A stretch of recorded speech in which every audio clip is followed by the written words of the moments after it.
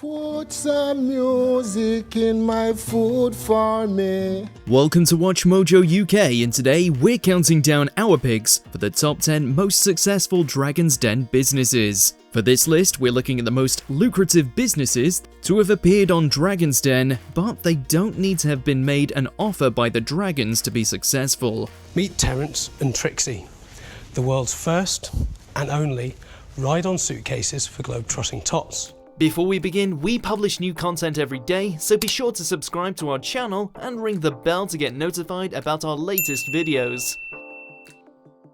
Number 10. Mainstage Festivals. Everybody loves going on holiday, but it can often be more hassle than it's worth having to book hotels, flights, and activities while you're away. The clubs and the outdoor events are our stages, and the hotels are our campsites. They are essentially festivals. That's why package holidays are so successful and useful, and is where Mainstage Festivals, still named Mainstage Travel at this time, saw a gap in the market. They were specifically targeting clubbing holidays for young people heading overseas, rather than other package holidays that might focus on families. Young people especially want to go on holiday where there's going to be the people of the same age there. Their idea to create package holidays aimed at specific popular festivals in other countries was a resounding success, receiving £100,000 for a 15% stake from Piers Linney. By 2021, they were making millions in profits. I'm going to go for that one.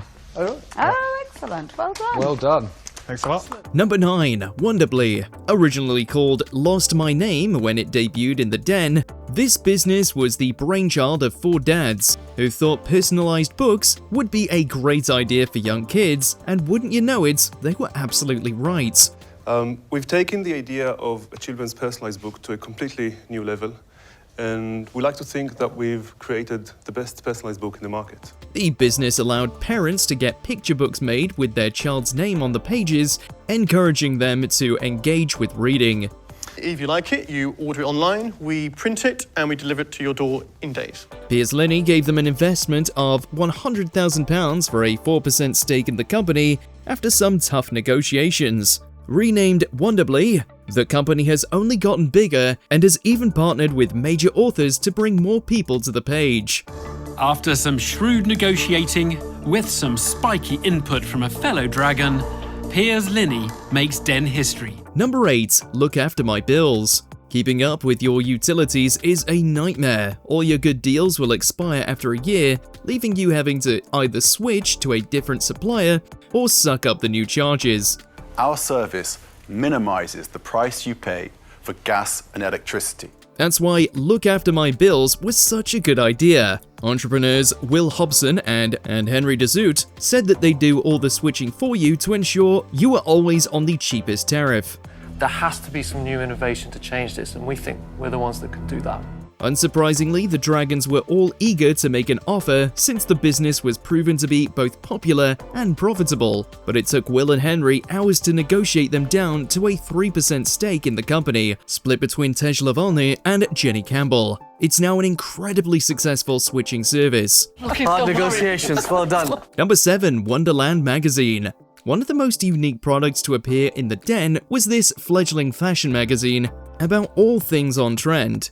The primary aim of the business is to produce and successfully launch a uniquely positioned new publication into the UK consumer magazine market.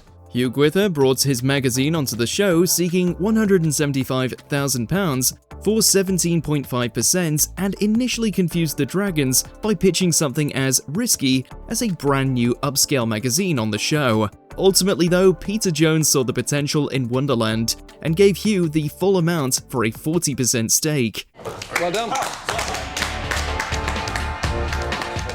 It was a lot of equity, but it helped get the magazine off the starting line. Over the years, many famous faces have graced Wonderland's cover, including Kim Kardashian and Taylor Swift, and it's still going strong. I hope to prove the people who didn't choose to invest wrong by creating a successful business and also a magazine that they all go out and buy. Number 6. Kirstys. Single mum Kirsty Henshaw entered the Den with her range of healthy desserts called Worthenshaws at the time. These are in 3 flavours, chocolate, strawberry and vanilla. The Dragons were immediately impressed by her range of sugar-free, dairy-free, low-fat, low-calorie puddings, not to mention how robust her pitch was and how well she was already set up. And how much money have you invested? How much does it cost you to set this up?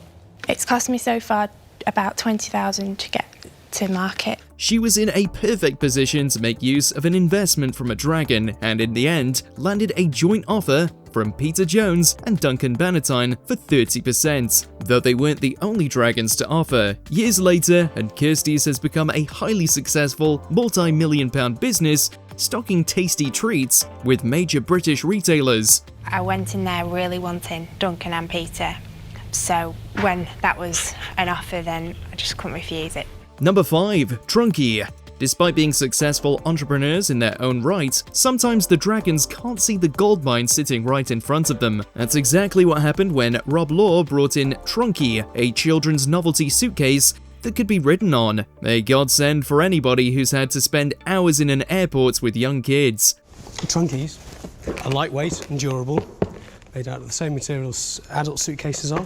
But Trunky was mocked by the dragons as being pointless and silly, as well as being broken in the den by Theopathitis. And Rob went home with nothing. You've pulled the hook off there, yeah?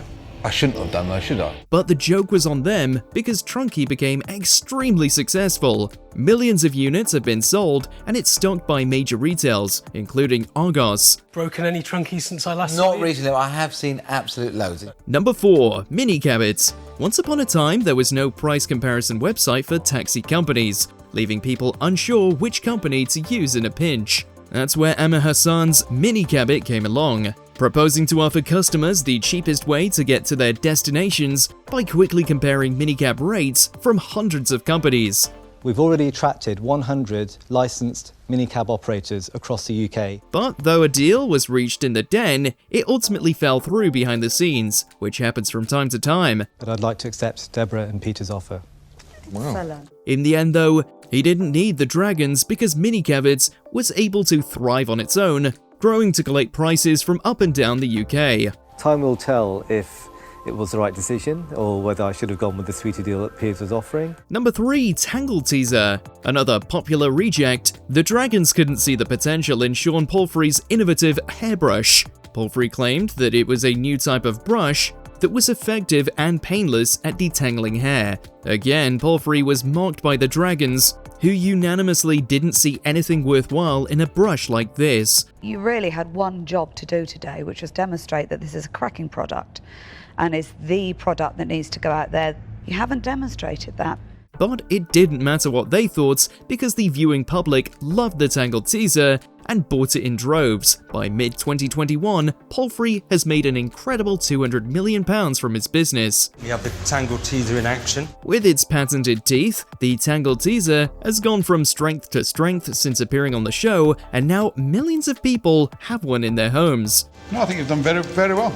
Well, coming for you, Duncan, that is an absolute... Number 2. Magic Whiteboard. Husband and wife Laura and Neil Westwood came to the Den with a roll of whiteboard sheets that were magic because they could stick to absolutely any surface. You write on it like a traditional whiteboard and it erases in exactly the same way. It was designed initially for use in hospitals because it was something Neil, who used to work in one, realised would be incredibly useful. Though there were some skeptics in the Den, most notably Peter Jones, who just couldn't see the potential, they did get their £100,000 investment in the end for a 40% equity split between Theopathitis and Deborah Meaden. I think we've made a decision and we'd like to accept your offer. It's gone on to be so profitable that the Westwoods were able to buy back that 40% and the business is entirely theirs again.